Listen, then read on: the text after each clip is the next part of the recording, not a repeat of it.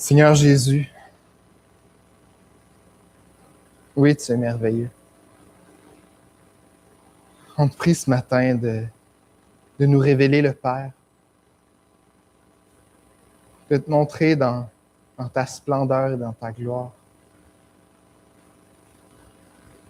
Donne-nous de te connaître davantage. On a besoin de toi, on a tant besoin de toi. On a besoin de ta grâce, ton pardon. On a besoin de savoir que tu es toujours Dieu, que tu règnes toujours sur toutes choses.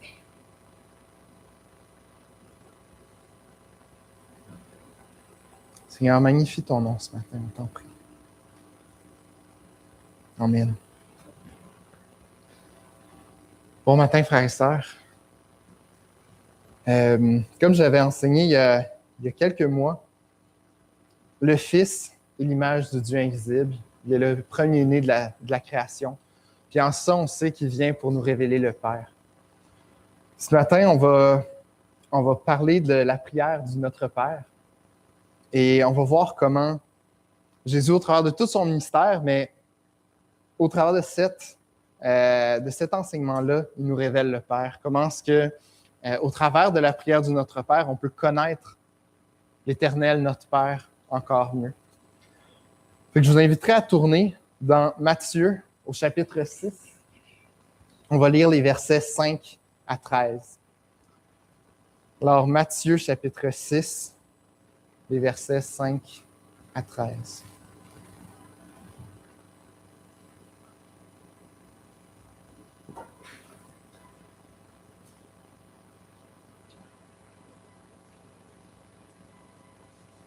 Je vais lire.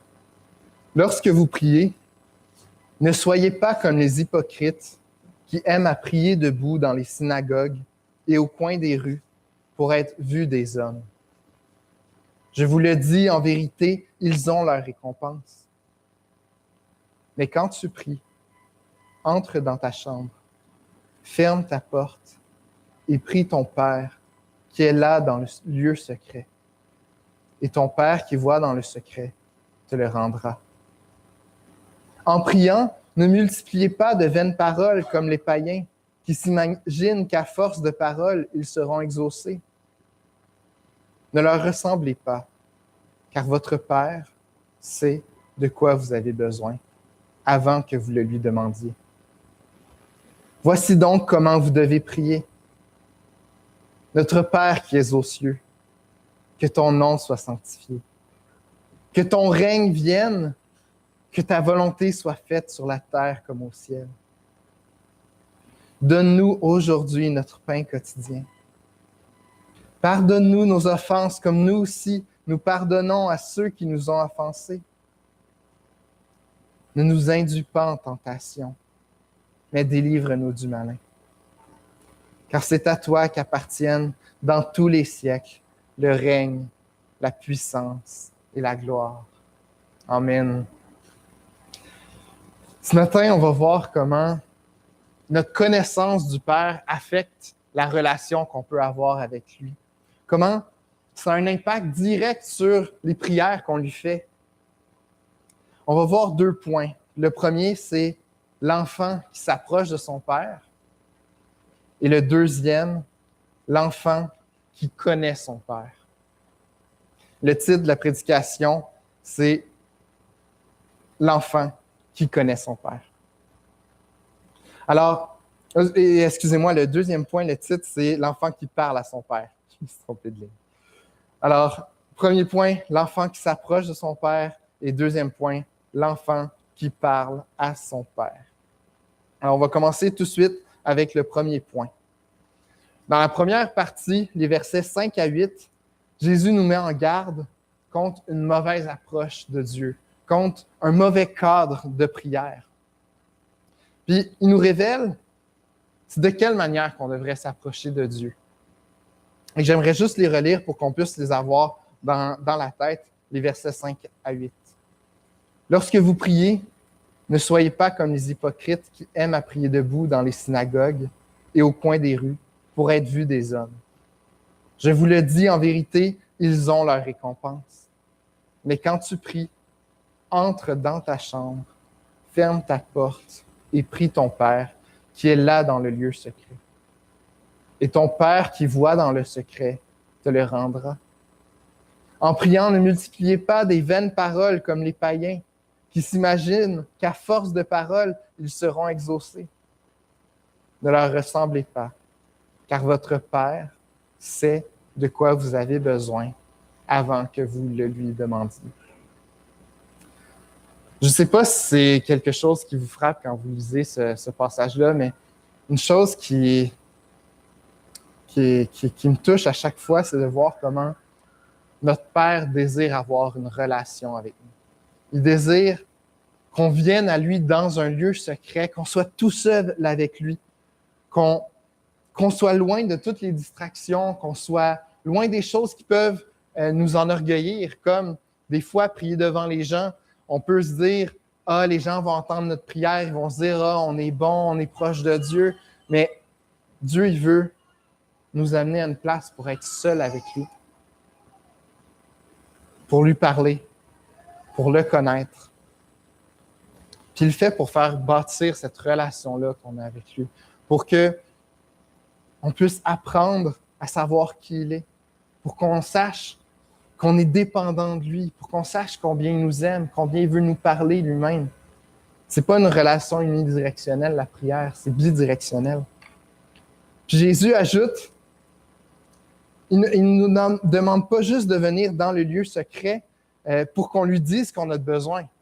Il dit, Dieu sait déjà ce que vous avez besoin. Il ne veut pas être une machine distributrice pour nous. Il connaît nos besoins, puis il désire y répondre. Ce qu'il veut vraiment, c'est qu'on vienne pour avoir une relation père-fils avec lui et de nous transformer davantage à son image.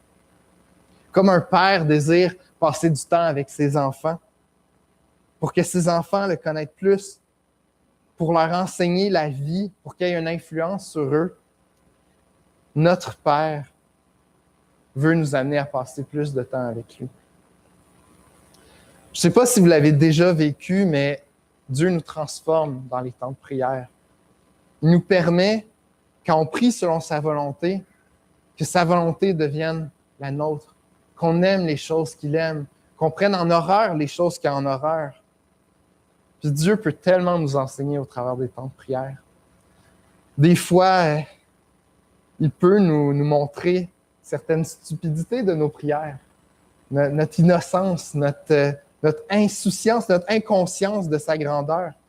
Puis il peut nous montrer que des problèmes qui peuvent nous sembler si grands, en fait, sont insignifiants devant lui. Dans la prière et au travers de la prière, Dieu change nos cœurs. Il nous attendrit. Puis plus on expérimente cette communion-là avec lui, plus on a le goût de l'expérimenter encore et encore. Plus on passe du temps avec lui, plus on a le goût de passer du temps avec lui parce qu'on voit combien il est majestueux, combien il est absolument meilleur que tout ce que le monde peut nous offrir. C'est près de Dieu qu'on peut vraiment goûter à ses bontés, à ses grâces. C'est là qu'on est attentif à sa parole, à son esprit et à ses actions dans notre vie. Au verset 7 et 8, Jésus dit qu'on n'a pas besoin de répéter des vaines paroles pour essayer d'attirer l'attention de Dieu, pour espérer qu'il accorde attention à ce qu'on lui demande. Puis on voit, par exemple, dans des récits de l'Ancien Testament, on peut penser à 1 Roi 18, 24 à 41, quand Élie met au défi les prophètes de Baal, de dire, OK, que Baal fasse descendre le feu sur cet autel-là. Puis on voit les prophètes de Baal qui se font des incisions, qui prient, qui répètent les mêmes choses, qui crient. Tout ça en vain pour essayer d'attirer leur attention de leur faux Dieu. Et Jésus, il dit, vous n'avez pas besoin de faire d'incantation. Vous n'avez pas besoin de crier des mots sans cesse. Dieu vous entend. Dieu est là. Alors, en ayant conscience que Dieu porte déjà l'oreille à tout ce qu'on va lui dire,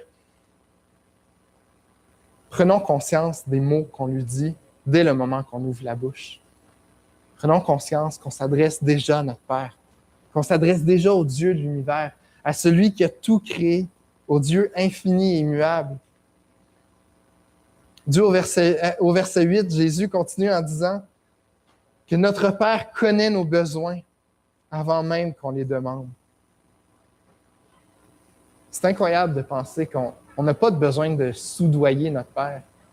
Comme des enfants qui pourraient venir auprès de leur père, de leur mère, puis dire Maman, papa, vous savez, je vous aime vraiment beaucoup, hein? Je peux-tu aller chez mon ami aujourd'hui?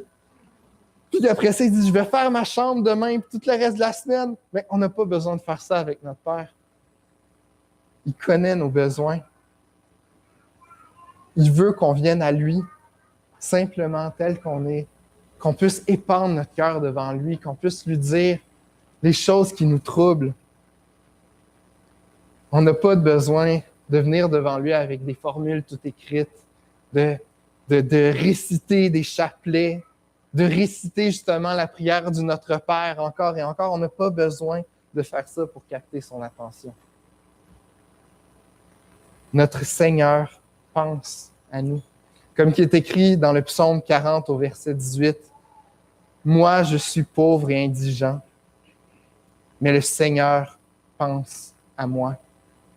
Tu es mon aide et mon libérateur. Mon Dieu ne tarde pas. » Ma sœur, mon frère, ton Seigneur pense à toi. En ce moment même, en tout temps, il pense à toi. Puis on pourrait se dire, OK, mais s'il pense déjà à moi, s'il sait déjà qu'est-ce que je vais prier, à quoi ça sert de prier?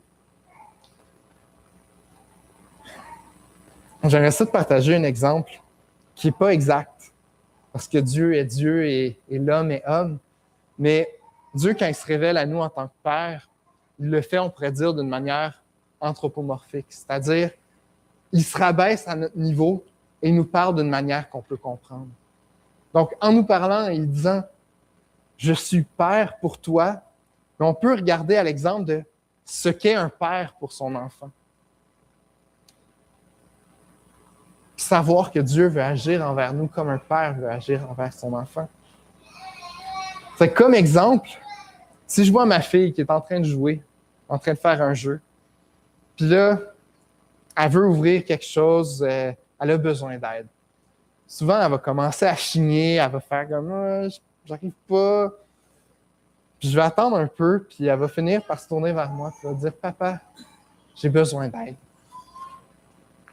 Puis je ne vous cacherai pas que souvent, je sais qu'elle va avoir besoin d'aide avant qu'elle me le dise.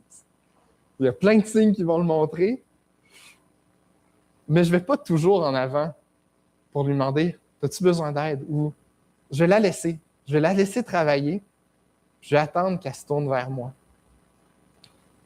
Puis pourquoi est-ce que je fais ça? Parce que si j'allais toujours devant elle, elle ne grandirait pas, elle n'apprendrait pas à être débrouillard, mais aussi, elle n'apprendrait pas qu'elle peut venir me demander des choses. Elle deviendrait laxiste, passive, puis elle ferait juste attendre que les gens viennent s'occuper des choses pour elle. En plus, ça fait du bien, ça me fait plaisir à mon cœur de père quand ma fille se tourne vers moi et elle dit « Papa, est-ce que tu peux m'aider? » Parce que je vois qu'elle sait qu'en moi, elle a l'aide qu'elle a besoin, elle sait que je peux pourvoir à ses besoins. Elle a une assurance que je suis là derrière elle puis que je peux venir quand elle n'arrive pas.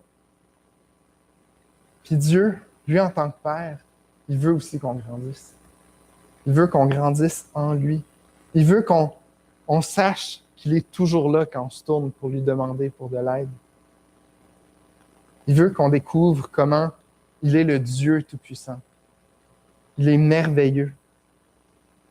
Qui avait déjà tout placé d'avance, qui a déjà toutes choses dans sa main. Il veut qu'on apprenne à lui faire confiance. Il veut qu'on apprenne à le reconnaître tel qu'il est et qu'il aime ses enfants, qu'il aime être avec nous et il veut qu'on apprenne qu'il aime ça quand on vient à lui, quand on vient le voir pour lui parler. Jésus a dit à un moment donné, « Laissez les enfants venir à moi. Ses disciples, ils pensaient que les enfants allaient venir le déranger, mais au contraire, Jésus voulait les bénir. Il voulait être avec eux, il voulait les toucher, leur parler. Sûrement, il voulait jouer avec eux même. De la même manière, Dieu nous appelle à venir à lui. Il dit, mes enfants, venez. Venez à moi. Alors, frères et sœurs, implorons notre Père, sachant que c'est lui qui nous appelle. En tout temps, approchons-nous humblement avec assurance de son trône pour pouvoir élever la voix. Alors maintenant, on va aller au deuxième point, l'enfant qui parle à son Père. Maintenant qu'on a vu le cadre dans lequel on doit s'approcher de notre Père, c'est-à-dire en tout temps, puis qu'on peut y aller pour justement apprendre à le connaître plus, on va voir dans les versets 9 à 13 comment on doit lui adresser la parole. Puis au travers de cette prière-là, Jésus nous révèle plusieurs facettes de qui Dieu est. Dans ces versets-là, on trouve la prière qu'on appelle justement le Notre Père. La majorité d'entre nous la connaissons, cette prière-là. Tous ceux qui ont un background catholique la connaissent comme une prière qui est à réciter. Et Jésus, quand il dit « Voici donc comment vous devez prier », au verset 9, il n'est pas en train de dire « Voici la prière que vous devez prier en copier-coller ».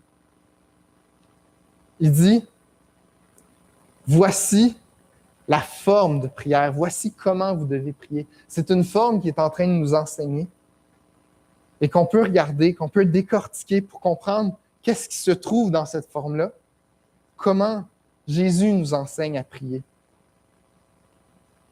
C'est un modèle qui nous permet de connaître notre Dieu davantage. Fait que je vais les relire, les versets 9 à 13.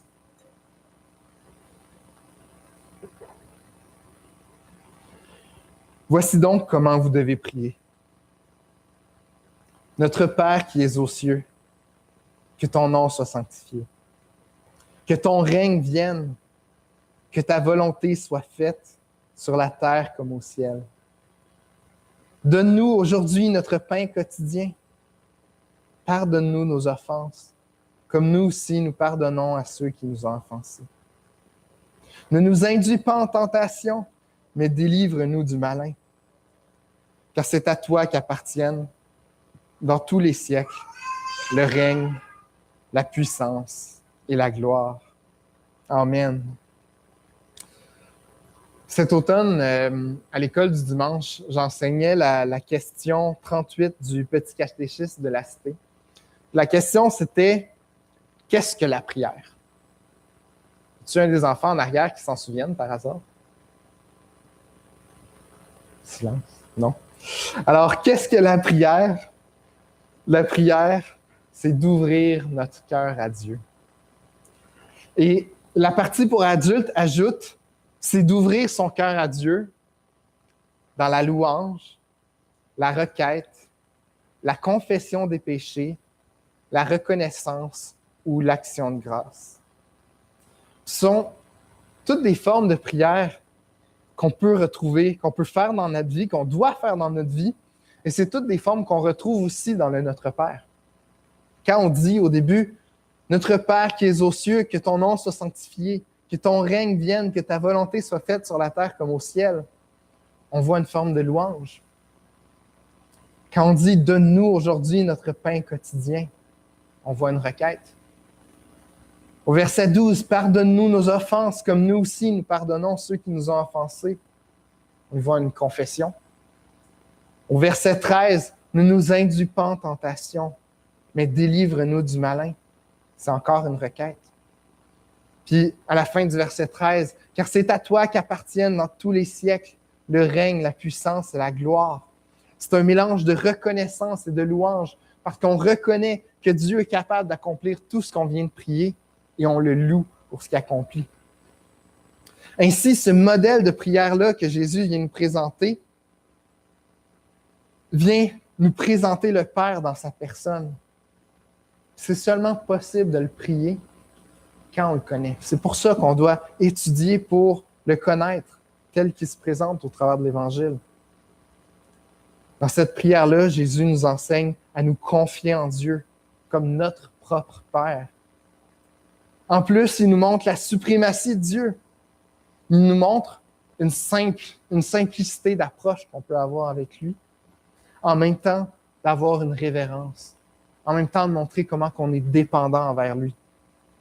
Il glorifie la sainteté de Dieu, puis il montre notre besoin d'être transformé à son image. Alors j'aimerais ça qu'on décortique chacun des versets ensemble ce matin. On va commencer par le verset 9. Notre Père qui est aux cieux, que ton nom soit sanctifié. Aujourd'hui, on a souvent perdu cette notion-là de comment c'est spécial, comment c'est particulier de pouvoir appeler l'Éternel Dieu notre Père. C'est une appellation tellement privilégiée de pouvoir appeler celui qui est le créateur de l'univers, le Dieu des armées, le Dieu tout-puissant, celui qui est le législateur, qui aurait dû être notre juge, qui aurait dû nous condamner pour nos péchés. On peut s'adresser à lui et lui dire « Mon Père ». Nous qui étions ses ennemis, il a fait de nous des fils et des filles.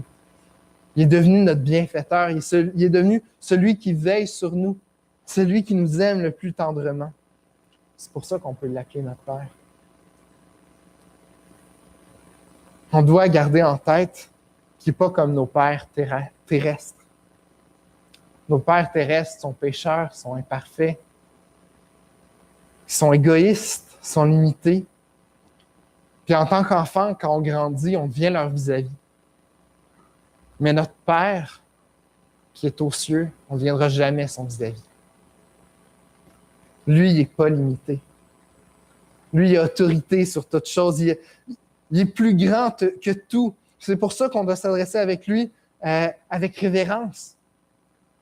On ne doit pas lui parler comme s'il était notre petit papa, comme un simple ami. Non, il est notre Père qui est aux cieux.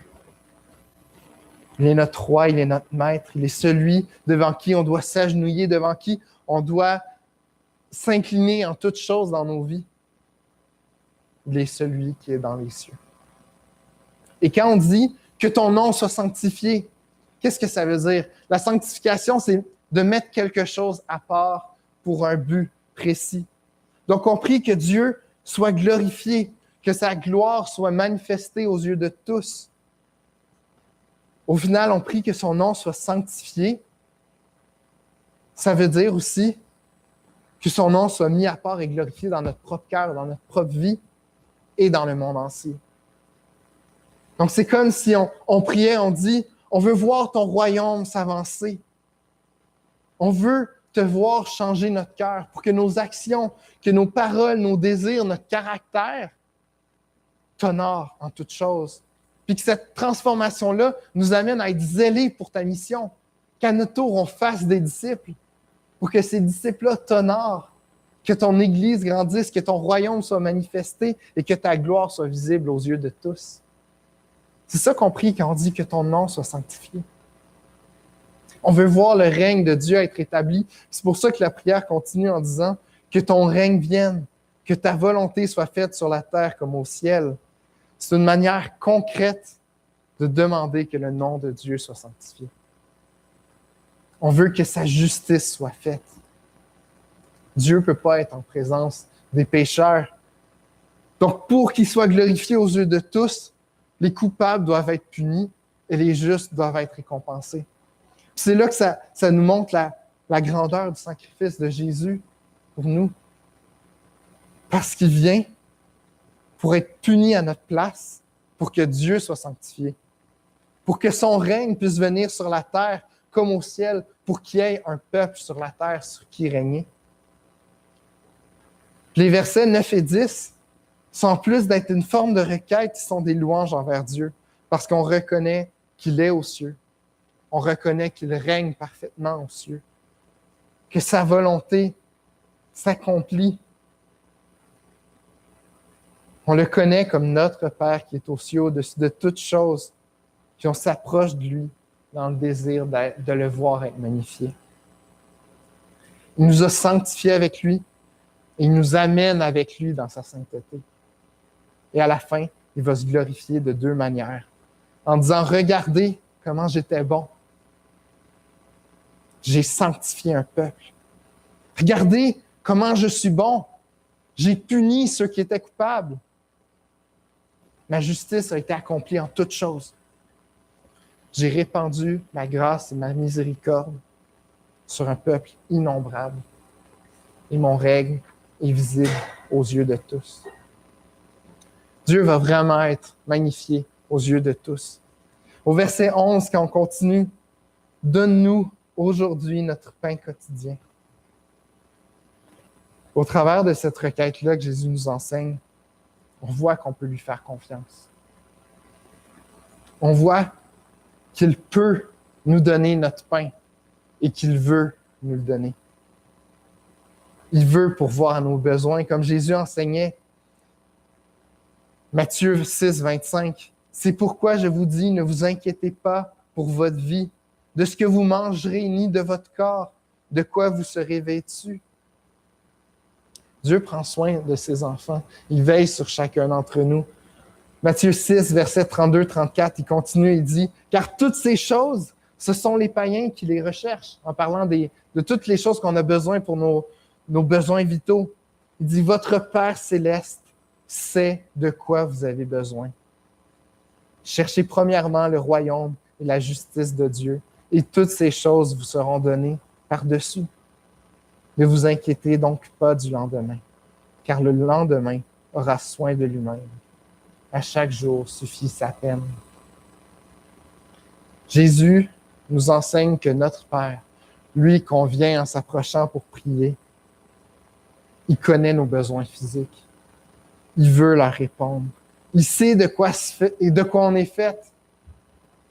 Il veut pourvoir chaque chose. Ne nous inquiétons pas du lendemain, car notre Père pourvoit déjà au pain qu'on va manger demain. Il y a tellement de témoignages dans l'histoire de l'Église qui démontrent comment Dieu a pourvu pour ses enfants. Dernièrement, Rachel nous a lu une histoire de missionnaire qui était parti en Amérique du Sud dans les années 50. C'est une histoire qui m'avait tellement touché que je veux vous la partager rapidement parce qu'on voit la provision de Dieu.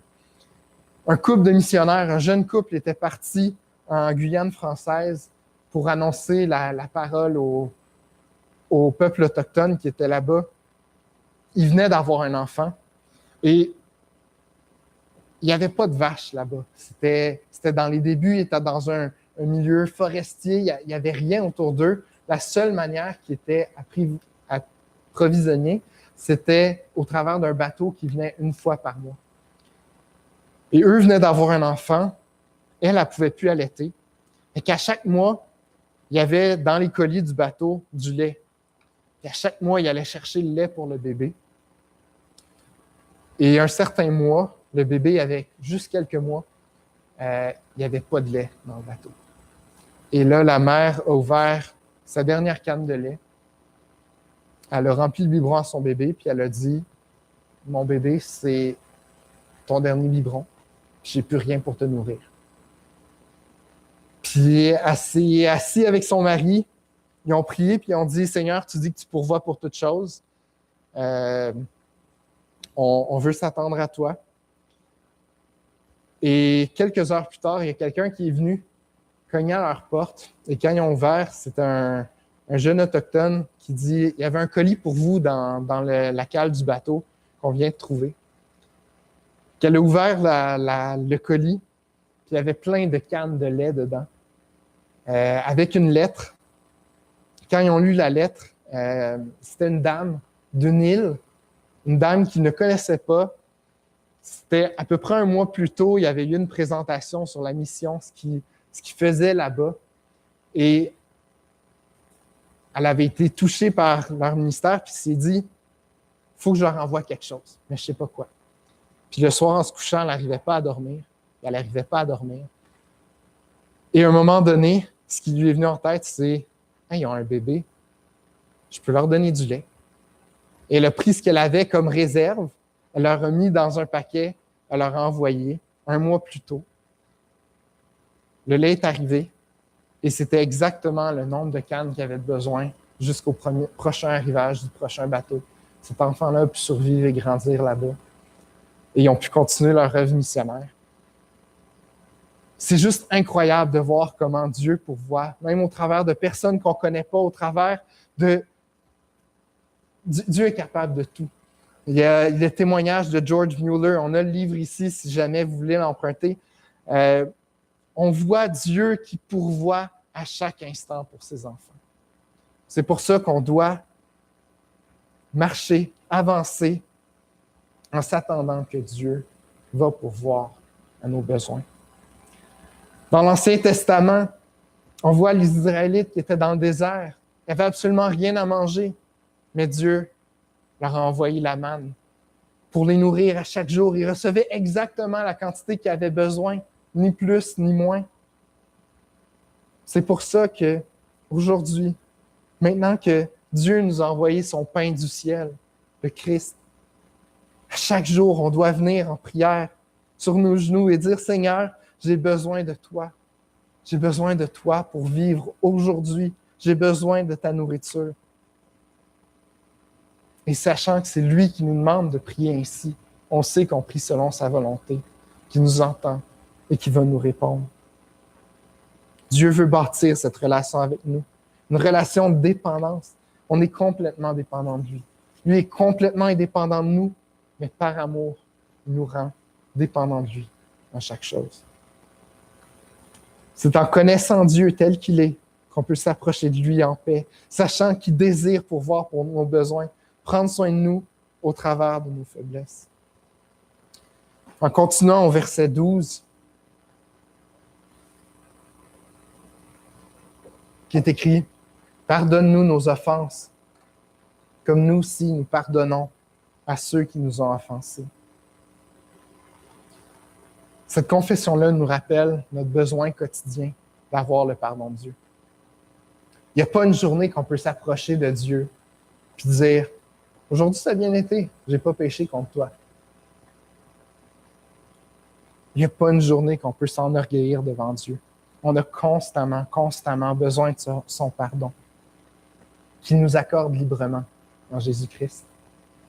On a besoin de venir à lui pour dire « Seigneur, aujourd'hui, j'ai besoin de ta grâce. » Je ne sais pas si ça vous a déjà frappé le phrasé « Pardonne-nous nos offenses comme nous aussi nous pardonnons à ceux qui nous ont offensés. » Personnellement, moi, ça me fait trembler parce que je connais mon cœur, comment il est dur, puis comment des fois il a le goût de tenir à sa propre justice, puis pas pardonner aux gens qui nous ont offensés.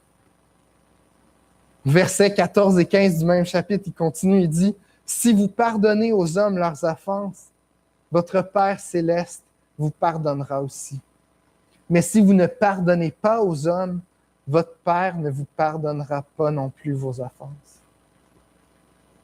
Jésus nous apprend par quelle humilité on doit s'approcher de lui. Quelle piété on doit entretenir dans notre vie en pardonnant les gens qui nous ont offensés. J'aimerais juste ouvrir une parenthèse pour des gens que ça pourrait peut-être mélanger. Dieu n'est pas en train de dire qu'il nous pardonne si on pardonne. Il n'est pas en train de dire que notre pardon vient seulement de si nous, on pardonne aux autres. Premièrement, Dieu nous pardonne. Premièrement, on reçoit son pardon et ensuite, c'est le fruit de son pardon qui fait qu'on va pardonner aux gens autour de nous. Dieu nous libère de la condamnation du péché et ensuite, on doit offrir gratuitement ce qu'on a reçu gratuitement. J'aimerais vous lire le passage de Matthieu 18, les versets 21 à 35, où Jésus répond par parabole à une question que Pierre lui a posée. Alors, au verset 21, « Alors Pierre s'approche de lui et dit, « Seigneur, combien de fois pardonnerai-je à mon frère lorsqu'il a péché contre moi? Sera-ce jusqu'à 7 fois? » Et Jésus lui dit, « Je ne te dis pas jusqu'à 7 fois, mais jusqu'à 70 fois 7 fois. » C'est pourquoi le royaume des cieux est semblable à un roi qui voulut rendre compte à ses serviteurs. Quand il se mit à compter, on lui en amena un qui devait 10 000 talents. Comme il n'avait pas de quoi payer, son maître ordonna qu'il soit vendu, lui, sa femme et ses enfants, et tout ce qu'il avait, et que la dette soit acquittée. Le serviteur, se jetant à terre, se prosterna devant lui et dit, « Seigneur, aie patience envers moi, et je te paierai tout. » Ému de compassion, le maître de ce serviteur le laissa aller et lui remit la dette. Après qu'il fut sorti, ce serviteur rencontra un de ses compagnons qui lui devait 100 deniers. Il le saisit et l'étranglait en disant, « Paie ce que tu me dois. » Son compagnon, se jetant à terre, le supplia, disant, « Aie patience envers moi, je te paierai. » Mais l'autre ne voulut pas, et il alla le jeter en prison, jusqu'à ce qu'il ait payé ce qu'il devait. Ses compagnons, ayant vu ce qui était arrivé, furent profondément attristés. Ils allèrent raconter à leur maître tout ce qui s'était passé. Alors, le maître fit appeler ce serviteur et lui dit, « Méchant serviteur, je t'avais remis en entier ta dette parce que tu m'en avais supplié. Ne devais-tu pas aussi avoir pitié de ton compagnon, comme j'ai eu pitié de toi? » Et son maître, irrité, le livra au bourreau jusqu'à ce qu'il ait payé tout ce qu'il devait. C'est ainsi que mon Père céleste vous traitera si chacun de vous ne pardonne pas à son frère de tout son cœur.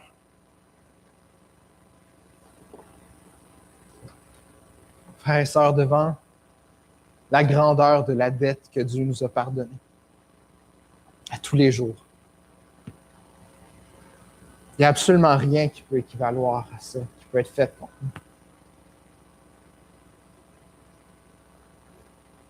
On pêche contre le Dieu infini. Et tous péchés qui sont faits contre nous sont insignifiants. Alors on se doit de remettre la justice entre les mains de Dieu. Dire que c'est lui qui a contrôle sur tout, c'est lui le juge et c'est lui qui jugera à la fin. Alors pardonnons, frères et sœurs, pardonnons à tous ceux qui nous ont offensés. Puis encore plus, si la personne qui nous a offensés est un frère ou une sœur, pour qui le sang de Christ a été versé. Qui sommes-nous pour dire que le sang du Christ n'est pas suffisant pour effacer sa dette? Alors pardonnons à chacun des frères et sœurs qui nous ont offensés. On doit être comme notre Seigneur, rempli d'amour pour pardonner les gens autour de nous. Il a tout accompli.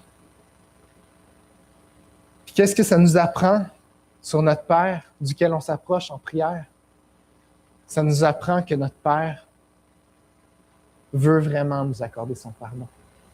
Ça nous apprend qu'il veut qu'on vienne à lui dans la repentance, dans l'humilité, et qu'il désire nous unir à lui parfaitement.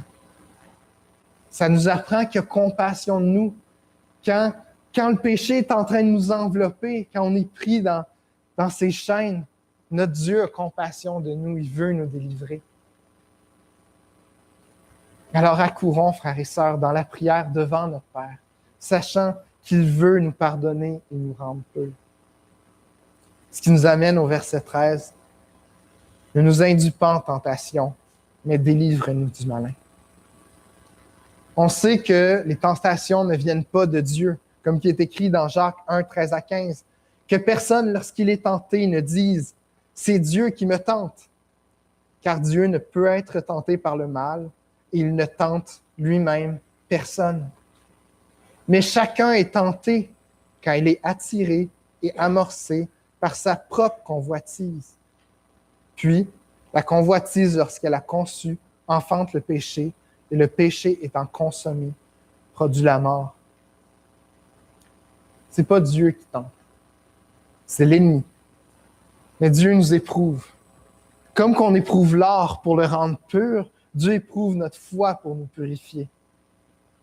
Puis ici, dans cette prière-là, ce qu'on voit, c'est l'homme faible qui vient devant son Père et qui dit, « Père, délivre-moi, parce que je sais que sans ta force, je ne peux pas résister. » On est complètement dépendant de Dieu. Dans nos prières, à chaque jour, quand on s'approche de lui, on doit dire, « Seigneur, viens à mon aide.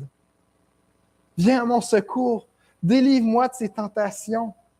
Délivre-moi des attaques du malin. » Puis on doit savoir, on doit pouvoir dire, « Père, tu m'as dit de prier cette prière-là.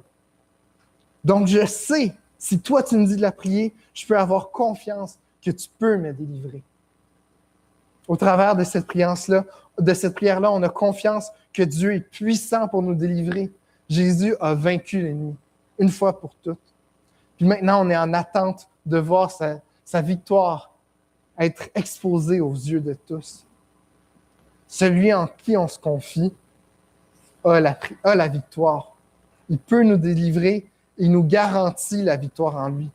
Donc, on doit s'approcher de lui avec confiance, dire, « Seigneur, viens à mon aide. » Ce que ça nous apprend sur notre Père, c'est qu'il veut nous délivrer. Il a cette volonté-là de venir à notre secours, de ne pas nous laisser seuls à combattre dans nos tentations. Alors, rapprochons-nous de lui, confiants de trouver la délivrance, confiants de trouver la protection en lui. Ce qui nous amène à la dernière partie de la prière. Car c'est à toi qu'appartiennent, dans tous les siècles, le règne, la puissance et la gloire. Amen. Comme j'ai dit au début,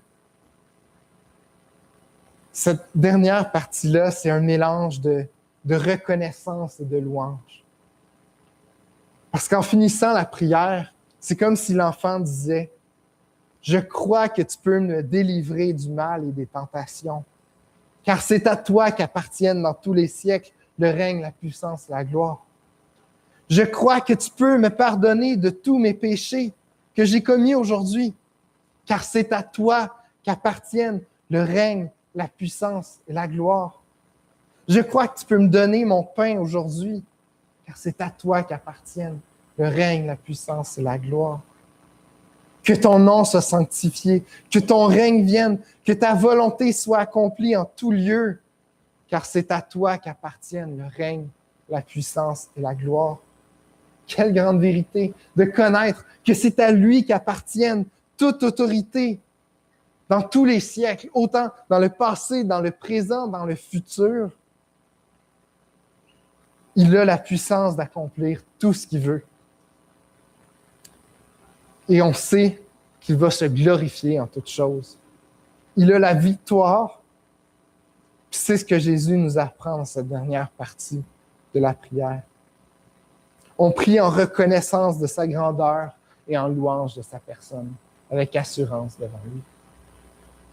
Alors, pour finir, en conclusion, on a vu 2 points aujourd'hui. On a vu l'enfant qui s'approche de son Père et l'enfant qui parle à son Père.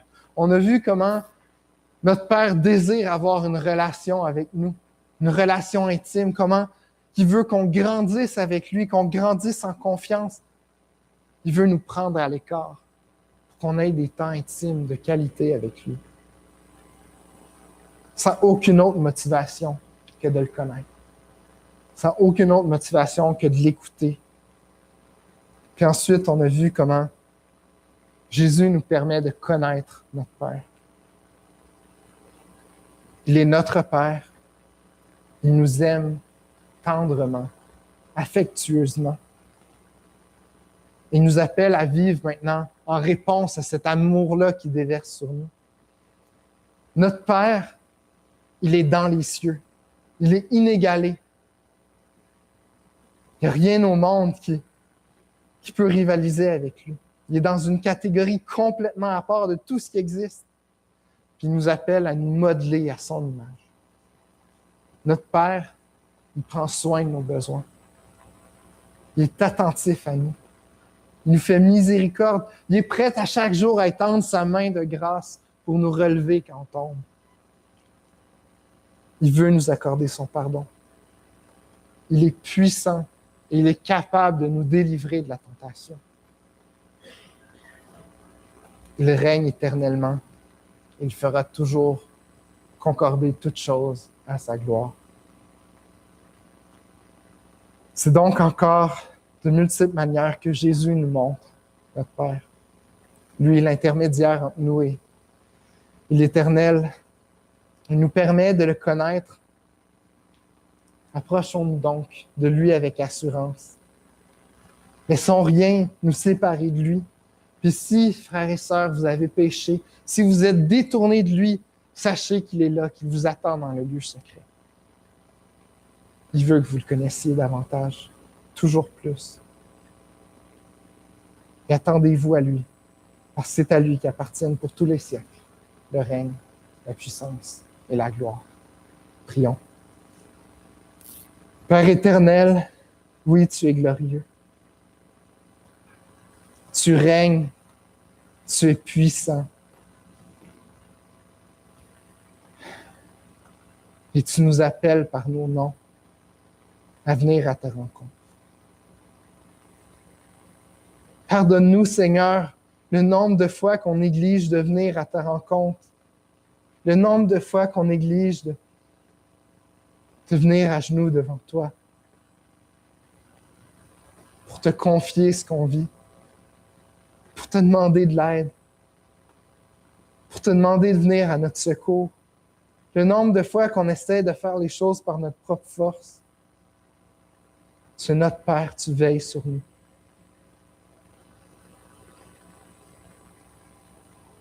Donne-nous, Seigneur, de venir humblement devant toi. Aujourd'hui, toute cette semaine, pour le reste de notre vie, Seigneur, donne-nous de nous approcher de toi pour te connaître et s'émerveiller davantage de qui tu es, de ce que tu accomplis. Oui, à toi la gloire, Seigneur, pour les siècles des siècles. Amen.